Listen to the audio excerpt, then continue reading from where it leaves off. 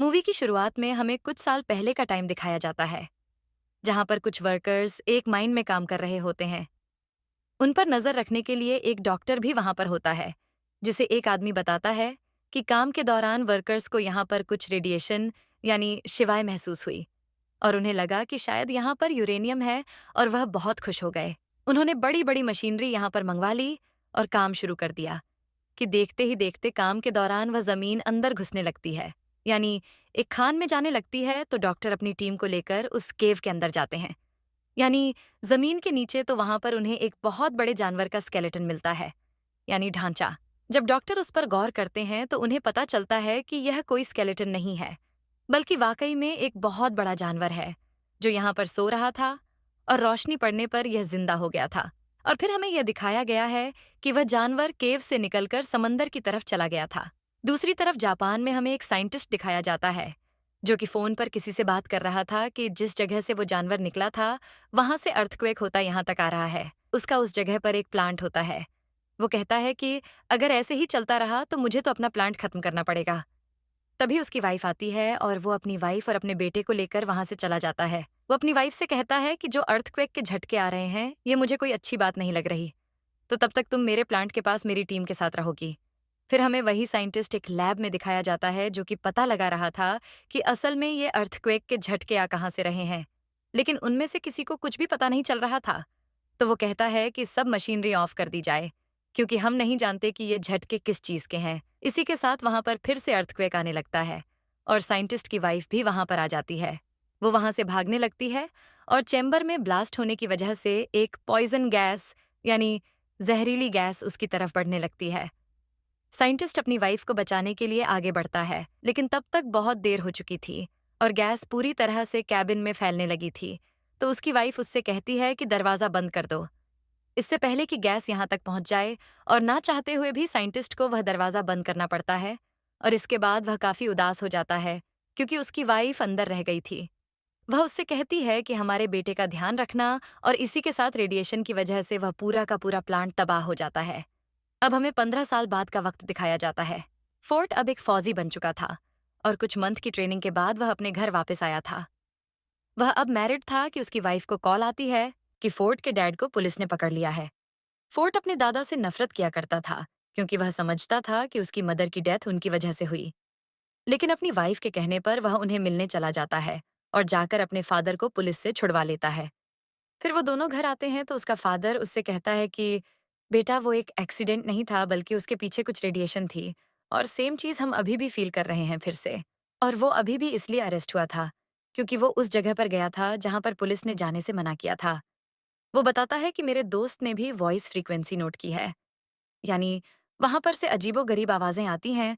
तो मुझे वहां पर जाकर देखना होगा और यह साबित करना होगा कि उस रोज प्लांट पर जो ब्लास्ट हुआ वो कोई एक्सीडेंट नहीं था। तो फिर फोर्ट भी अपने फादर के साथ वहां पर जाता है और वो लोग नोट करते हैं कि वहां पर कोई जहरीली गैस या रेडिएशन नहीं थी। वहां पर पुलिस फिर से आ जाती है और उन दोनों को पकड़कर अपने साथ ले जाती है। और वहां पर वही डॉक्टर जो मूवी के स्टार्टिंग सीन में दिखाया गया था वो भी होता है। वो सब साइंटिस्ट से पूछते हैं कि आखिर तुम बार बार उस जगह पर क्यों जाते हो। तो वह सब कुछ बताने लगता है जो वह करना चाहता था। डॉक्टर यह सुनकर बहुत हैरान होता है क्योंकि इतनी सारी इन्फॉर्मेशन तो उसे भी नहीं पता थी। वह वहां पर एक बहुत बड़ी पत्थर जैसी चीज पर कुछ एक्सपेरिमेंट कर रहा है। अचानक वो पत्थर हिलने लगता है तो वह लोग उस पर बिजली फेंकते हैं, यानी इलेक्ट्रिकल शॉक देते हैं। वह पत्थर टूट जाता है और उसके अंदर से एक बहुत बड़ा क्रिएचर बाहर आता है। वह बहुत ही ज्यादा बड़ा था और लोगों पर बिजली जैसी कोई चीज फेंक रहा था। और फिर हमें दिखाया जाता है कि वह जानवर खुद को कैद से आजाद करवाकर प्लांट से बाहर आ जाता है और वहां से उड़ जाता है। अगले दिन कैप्टन आते हैं और डॉक्टर को अपने साथ आने का कहते हैं। डॉक्टर अपने साथ साइंटिस्ट और फोर्ट को भी ले लेता है, लेकिन इस वाकये में साइंटिस्ट काफी जख्मी हो चुका था। वहां पर जाकर उनका हेड उन्हें बताता है कि यह क्रिएचर कोई आम क्रिएचर नहीं। जब जमीन की रेडिएशन कम होती गई तो यह समंदर की गहराइयों में चला गया ताकि यह वहां से अपनी एनर्जी ले सके। वह बताते हैं कि हमारी कंपनी को भी उसे ढूंढने के लिए बनाया गया था। वह आज तक नहीं मरा और उसका नाम गॉडजिला था और यह वही जानवर था जिसे लोग अर्थक्वेक समझ रहे थे। और वह चलते चलते यहाँ जापान के प्लांट में आ गया क्योंकि उसे कोई ऐसी जगह चाहिए थी जहां से वह बहुत सारी एनर्जी एक साथ ले पाता। इसी के साथ हमें दिखाते हैं कि साइंटिस्ट की वहां पर डेथ हो जाती है और वह सब लोग काफी परेशान हो जाते हैं कि आज तो ये मरे हैं, कल को कोई और भी मर सकता है। अचानक वहां पर हेड को कॉल आती है कि एक समंदर से अजीबोगरीब रेडिएशन जा रही है और उन्हें पता चलता है कि वह क्रिएचर वहीं पर मौजूद है और वह वहां पर न्यूक्लियर बम खा रहा था क्योंकि उसे एनर्जी चाहिए थी। लेकिन इसके साथ साथ उन्हें वहां पर किसी और चीज के भी सिग्नल्स मिल रहे थे। वहां पर कुछ लोग भेजे गए थे जो देखते हैं कि समंदर से बहुत बड़ा जानवर बाहर आ रहा है। वह दरअसल वही खतरनाक क्रिएचर था जो कि अब शहर में आ चुका है और सब लोग उससे बहुत ज्यादा डर रहे थे। और उसी के साथ हमें गॉडजिला दिखाया जाता है जो कि गुस्से से चिल्ला रहा था। अगले दिन टीवी पर न्यूज आती है कि वह क्रिएचर गॉडजिला से बचकर भाग गया। डॉक्टर की टीम मेंबर कहती है कि बहुत टाइम पहले हमें 2 अंडे मिले थे। एक अंडे में से एक जानवर निकलकर जापान के उसी प्लांट पर चला गया था और हम नहीं जानते कि दूसरे अंडे का क्या हुआ। उसे एक जगह पर सेफली रखवा दिया गया था। जब कुछ लोगों को वहां पर देखने के लिए भेजा जाता है तो वह लोग देखते हैं कि अंडे में से वह जानवर निकलकर कहीं जा चुका है। पता चलता है कि यह दूसरा अंडा उसी खतरनाक क्रिएचर का था और वह उसमें से निकलकर किसी और शहर में जाकर तबाही मचा रहा था। इन दोनों को पुलिस ढूंढने लगती है। फिर हमें दिखाया जाता है कि डॉक्टर टीवी पर दूसरे क्रिएचर की फुटेज देख रहे होते हैं। वहां पर वह नोट करते हैं कि इस क्रिएचर के तो पर ही नहीं है जैसे पहले क्रिएचर के थे। रिसर्च करने पर उन्हें पता चलता है कि यह फीमेल है और पहला क्रिएचर मेल था। अब क्योंकि फोर्ड भी एक फौजी था तो उसे आर्मी के साथ हर जगह भेज दिया जाता है कि वो उन क्रिएचर्स को रोक सके। दूसरी तरफ हमें कैप्टन बताता है कि वो क्रिएचर्स बहुत तबाही कर रहे हैं, तो हेड उनसे कहता है कि हमें इन्हें एक बहुत ही खतरनाक बम से उड़ाना पड़ेगा। तो कैप्टन कहता है कि इससे तो उन्हें फायदा होगा क्योंकि उन्हें न्यूक्लियर एनर्जी चाहिए और इससे वो और ज्यादा स्ट्रांग होंगे। तो हेड कहता है कि हम इसके सिवा कर भी क्या सकते हैं, रिस्क तो लेना होगा। वो दोनों क्रिएचर्स अपनी एनर्जी रिस्टोर करने के लिए यानी रेडिएशन को खुद में फील करने के लिए एक समुंदर में जा रहे थे और गॉडजिला दूसरी तरफ उन्हें मारने के लिए आ रहा था।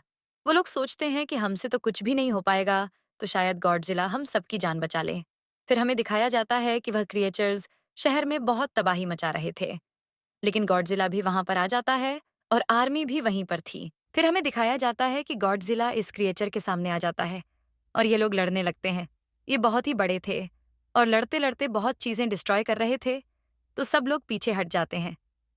यहाँ पर अभी सिर्फ मेल क्रिएचर ही मौजूद था, तो गॉडजिला उससे आसानी से लड़ पा रहा था और वो उसे मारने ही वाला होता है कि पीछे से फीमेल के लिए चिल्लाकर उस पर अटैक कर देती है। और अब गॉडजिला इन दोनों से अकेला लड़ रहा था। यहाँ पर गॉडजिला के लिए उन दोनों को मारना काफी मुश्किल हो रहा था। दूसरी तरफ हमें दिखाया जाता है कि आर्मी को अंडरग्राउंड यानी जमीन के नीचे एक घोंसले में बहुत से अंडे मिलते हैं जो कि फीमेल क्रिएचर ने दिए थे और गॉडजिला के लिए उनको हराना काफी मुश्किल हो जाता। आर्मी वहां पर एक बम पर टाइमर लगाकर बाहर आ जाती है और जल्द ही वह बम ब्लास्ट हो जाता है और सबके सब अंडे उसमें फट जाते हैं। जब मेल और फीमेल दोनों क्रिएचर देखते हैं तो उन्हें अपने अंडों की फिक्र होने लगती है और वह दोनों गॉडजिला को छोड़कर उस तरफ भागते हैं। अब उस धमाके से गॉडजिला को यह फायदा हुआ कि उस धमाके की रेडिएशन गॉडजिला में एनर्जी की तरह जाने लगी और उसने वही एनर्जी यूज कर कर अपने मुंह से उन दोनों क्रिएचर्स पर फेंकी और अब गॉडजिला काफी स्ट्रांग हो चुका था और वह दोनों क्रिएचर्स से पूरी ताकत से लड़ रहा था। और यहाँ पर गॉडजिला मेल क्रिएचर को मार देता है। तो ये देखते हुए फीमेल क्रिएचर को काफी गुस्सा आता है और उसे इस बात का भी गुस्सा था कि आर्मी ने उसके अंडों को मार दिया, तो वह फोर्ट की तरफ बढ़ती है। लेकिन तभी पीछे से गॉडजिला आता है और उस क्रिएचर का मुंह खोलकर उसके अंदर सारी रेडिएशन डाल देता है, जिस वजह से उस क्रिएचर की डेथ हो जाती है।